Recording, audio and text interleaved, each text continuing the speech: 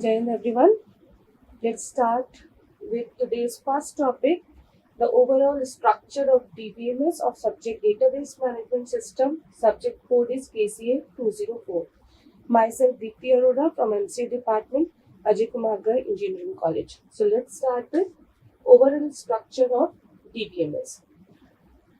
The overall structure of DBMS is shown here, and it is the overall complex structure looking wise, but it's not as complex as it is looking. Let's understand from it from top to bottom. So on the top, we are having the naive users. Naive users. Naive users are those users who are using the application, the same application time to time to access the data. They are not executing any query or new query or subquery, but they are using a part of an application program again and again to fetch some data from the database. So these are, for example, tellers, agents, or web users. Next one are the application programmers. Those programmers who provide the application interface, and at the back end there was a database, and for that database, if you want to fetch the data through that database, we are having the application programmers who write the application programs and provide an interface so that we can fetch the data from the database. Next one are the sophisticated users. Sophisticated users are examples such as a data analyst. These are those users that fire a query time to time and so to get the result from the database. Now the next one are the database administrators. Database administrators are those that we can say these database administrators are the wholesome of the database. They are having each and everything, they know about each and everything about the database. What kind of databases we are going to create, how many designers are to be implemented on the database, what kind of data is to be implemented in that database, what is the overall structure of the database, what will be the logical view, what are the physical view, what are the data models we are going to use, what will be the physical storage of the database. So all over wholesome in charge of the database is the database administrator. So we are having here 4 type of users of the database. First one is database administrator, that is the wholesome in charge of the database. Next, sophisticated users who are firing the database queries to fetch some data. These are example is data analyst. Next, application programmers who write an application program to fetch the data from the database. And again, the naive users who are using the application programs written by the application programmers to fetch the data. So what they are using or doing with the database, it is written here. Naive users are using the database, so we are having use here. Application programmers are writing the application programs for the database, so it is right. Sophisticated users are also using the database to fetch some query against the database, and database administrators are the wholesome in charge of the database, so they are also using the database. Now, what kind of tools they are using to use the database or to write an application program for the database are those. Data administrator is using database administrator tools. Application programmers are writing the application programs, and the naive users are users that are using the application interfaces written by these application programmers. So these are the particular usage or tools they are using, these users are using to fetch the data from the database or to update the database or to modify the database or to create the database. So these are the particular users who are using this database. So now the next one is, you can see this block, it is known as query processor block. This query processor block has many evaluation engines, compilers, interpreters, organizers, evaluation engines, so that we can use these compilers and interpreters to fetch the query or to optimize the query or to execute the query. Then the next one is storage manager. When the query will be executed or compiled or interpreted by the compiler and interpreter, then it will be checked by the storage manager where that query is, where that data is actually existing, and then on the disk storage the data is getting fetched. How these lines are to be executed or linked up in the whole diagram, let us see this. Application programmer is writing the application program for the database. So it is what it is doing, writing the application program. So application programs are written in high level languages such as Java, Python, etc. So for these high level languages, we are having the compiler and linker. Compilers to compile these high level languages and linker to link these language application interface with the database. So application programmers are using the compiler and linker, and that compiler is compiling the application program object code. Now, when we are linking, then they are linked with DML queries, data manipulation language queries to update the data. And this programming language code is also getting implemented with DML queries, linking with DML queries. Now, the naive users who are using this application interface written by the application programmers, they are also executing the application program code, which is again given to the query evaluation engine or DML compiler to further execute the query or link the query with the application interface. Now, sophisticated users are using the query tools. Again, they are using the DML queries or DDL interpreter, so to execute the query. DML queries are again going to DML compiler and organizer, where these queries are getting compiled and organized, and then query evaluation engine executes them. It checks whether the query is according to the given particular database or not. So it checks in buffer managers, file manager, authority and integrity manager that the query is issued by some authorized person or not, or with the transaction manager. Then database administrator using the administrative tools, and then again using the DML compilers and DDL interpreter to execute these queries. And at last, these managers are executing the query by fetching the data from the storage on the disk. Now let us study about this overall structure of DBMS in detail. So, structure of database management system is also referred to as overall system structure or database architecture. We can see here database architecture. It is further divided into three components. First one is query processor, second one is storage manager, and third one is disk storage, as we have seen here. Query processor, then storage manager, and third one is disk storage. Now, query processor. What query processor is doing? It interprets the request. What kind of requests are there? The requests are in the form of queries, like select name from a student, from the table student.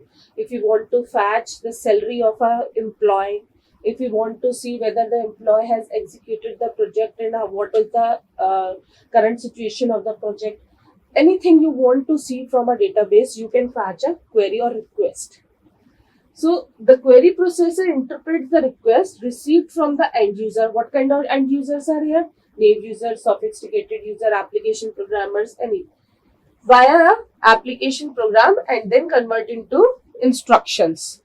That application program, the request is put up on with the application program, whatever application program we are using, and then they are implemented into instructions. It also executes the user request, which is received by the DML compiler. So whatever the DML compiler is receiving the request from the user, it is executing those requests also. So what are the components of query processor? How it executes the query? We are having different components of this query processor, as we have discussed. So let us discuss them in detail, what actually they are doing. So first one is DML compiler. DML stands for data manipulation language. Data manipulation language. Data manipulation language, that means to how we can manipulate our data. So to modify our data, to manipulate our data, we are using the data manipulation languages. It is having many commands such as update, add, alter, etc. To update the database, to add some data to a database, to alter the database, any kind of thing, any kind of modification we want to do on the data. What compiler is doing? It translating the DML statements in a query language. Whatever we are doing in a database, it is in the form of query languages. So whatever the DML statements it is having, the DML statements we are firing, it translates those DML statements into an evaluation plan consisting of low-level instruction that could be executed by the compiler that the query evaluation engine understands. So that query evaluation engine understand those query and then execute them. So what it is doing? Here the query is, it is translated, parsed and translated then into the relational algebra expression. Then it is the optimized by the about the data, using the data it is optimized. Then execution plan is executed. Then in evaluation engine the data is checked and then the query is fired out. The output we get from the database. What is DDL interpreter? DDL stands for data definition language. How we could define our data, how we would design our table, what could be the views, what could be the data, what kind of data, what will be its format. It could be defined by data definition language. So it interprets DDL statements and record the definition in data dictionary. What is data dictionary? It is a catalog that tells what kind of data is about the data. That is data about data. We can say metadata. So whatever the data is about data about the data we are having, we are storing in a separate catalog known as data dictionary or metadata. Embedded DML pre-compiler. What are pre-compilers? It processes DML statements embedded in an application program into procedural calls. So data manipulation language compiler, pre-compiler, what it is using, it is doing, whatever the application program we have written, it converts that application program into procedural calls so that that application program will call of the procedure to execute a query or to link up a query. Next one is query evaluation engine. Query evaluation, it executes low-level instruction generated by the DML compiler. This DML compiler is what it is doing? It is translating the DML statements into low-level instruction, and that low-level instructions would be executed by the DML compiler. So what query evaluation is doing? It is just executing those DML statements that are converted by DML compiler into low-level instructions. Next one is the storage manager. So we have completed this particular part of query processor and its components. Now we will discuss about the storage manager, the second component of overall DBMS structure. It is also having 4 components: buffer manager, file manager, authorization and integrity manager, and transaction manager. So storage manager is a program that provides an interface between the data stored in the database and the queries received. Whatever the queries we are receiving and whatever be the data is stored in the database, it provides a linking to that. It is a special program that provides an interface. What is the application program written in the Java or Python? We are having interface of that, and storage manager is providing a query fetched by that application program, link that application program to that database. It is also known as database control system. It controls the database for which query we are executed and what kind of data we have to provide. So it controls about that system. It maintains the consistency and integrity of the database. Consistency means at which state data is present at a moment, it should remain in that state only. After modification or manipulation only, it changes its state. So if we are fetching a query, then it should remain, the data should remain in its same state. Integrity, it maintains the uniqueness of the database. By applying the constraints, constraints are the rules and regulation, and executing the data control statements. So to maintain the consistency and integrity of the data, by applying the rules, it controls the state of our database. It is responsible for updating, storing, deleting, and retrieving data from the database. So what are its components? First one is authorization manager. From the name you can see authorization manager. That means it is providing an authorization on the database. Test for the satisfaction of integrity constraint. Integrity means uniqueness of a database. So it checks whether the rules and regulations for the uniqueness of the database are applied on the database or whether they are satisfying about the database or not, and then checks the authority of the users to access the data. For every user, there is an exceptional way of assessing the data. Not for all users, it is we are having the same view for the data. For each and every user, we are having a different view of data. So, authorization manager checks whether the authority is given for assessing that kind of data to a particular user or not. It ensures role-based access control. That is, it checks whether the particular person is privileged to perform the requested operation or not. For example, if a database manager is having all the authority to access the database, but the end user of the database, like who is want to see about the what data is stored in the database, he is not having the authority to update that database. Only the database administrator is having that authority to update the database. So authorization manager checks if a person is updating some data on a database, whether he or she has a privilege to do so or not. Next one is integrity manager. It checks the integrity constraints when the database is modified. Integrity constraints are those such as domain integrity, entity integrity, and referential integrity. Domain integrity we can say such as age. Can the age of a person could be -5 or age of a person could be 0? No, it must be greater than 0. So the integrity manager checks whenever the data is updated in a database, it checks whether it is following its constraint or not. If we have applied a constraint that age must be greater than 0, then it is checking whether or not it should be greater than 0 or not. If we are having applied a key concept, the data must be unique. So it is checking whether no duplicate data should enter a database. So it is a key role of integrity manager. Next one is transaction manager. Now, to know about the role of a transaction manager, we should know what is transaction and why a transaction should occur. So, what could be the condition if a system fails?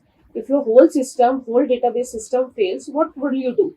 Or if more than one user is concurrently updating the same data? If we are fetching the same 2 or more users fetching the same data, then whether they are able to update that same data concurrently, whether the query we are executed by 2 users or 2 or more users could update that database at the same time. So the answer for this question is a transaction. What is a transaction? It is a collection of operations that perform a single logical function in a database application. Within a particular database application, the number of logical functions, what kind of logical functions it could be? It could be AND, it could be OR, it could be NOT, it could be equals to or greater than, any kind of logical function that could be performed on a operations, number of operations, collection of operations. in a database, particular database, then it is known as transaction. For example, if we are executing or withdrawing a cash, for example, we are taking a bank example and we are executing a fetching a cash from a ATM machine, then three things would happen. The ATM machine will display what is the balance or how much amount of data you have withdrawal.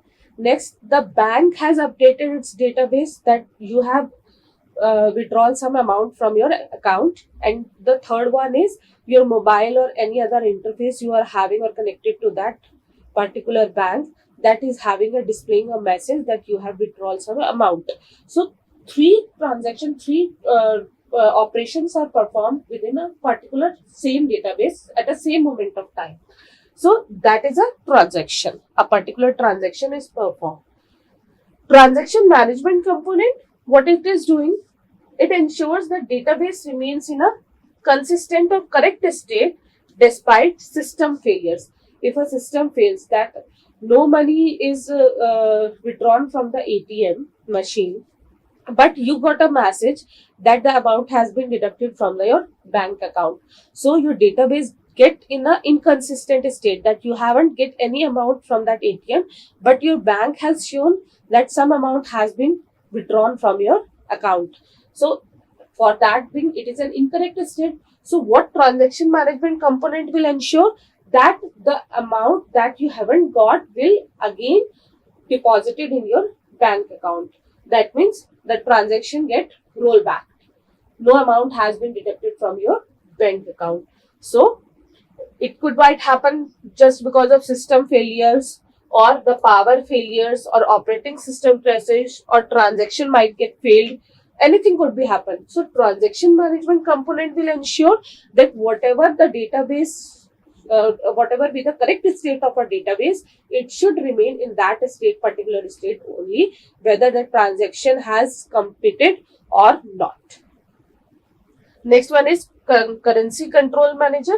It controls the interaction among the concurrent transaction to ensure the consistency of the database.